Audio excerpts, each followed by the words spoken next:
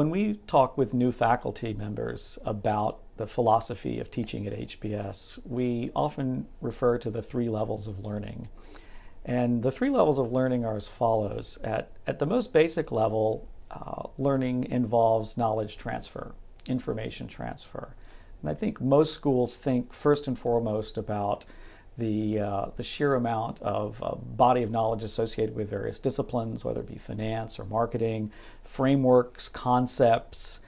You can think of knowledge transfer just in the form of our case studies as you learn about specific companies, industries, etc. That's really the first level of learning. And the second level of learning begins to get a little more interesting, I think. That's in skills development, whether it be analytical skills, decision-making skills, skills in sort of unpacking diagnosis. And this requires more than simply reading information. It involves some form of actually testing out hypotheses, developing tools, etc. And I think for most schools, if you look at those first two levels of learning, knowledge and skill development, that may seem like a pretty impressive achievement if you're able to develop students along those dimensions. I think what's very important within the HBS model is the third level of learning.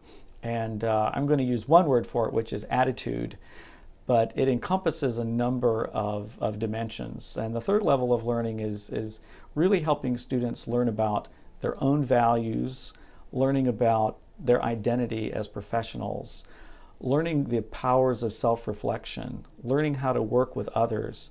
These are things that cannot be quantified in a lecture or reading, and they have to essentially be worked out through our learning model. They're worked out in the classroom through the give and take of class discussion, interactions with other students, with the instructor. They end up being worked out through our learning teams outside in the study groups and those types of activities. And really that level of learning is, I would say, not only the most important, but also the most challenging.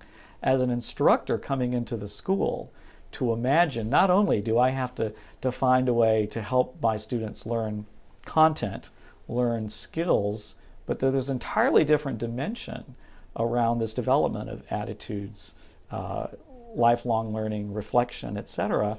And that's pretty daunting for a new instructor coming into the program who may say, I'm an expert in finance, or I know a lot about accounting, or I've written an incredible dissertation on marketing. But how can I create a transformational experience for students, which to really pull that off, you have to integrate all three levels of learning. It's not just knowledge and skills. It's really this broader area of the third level.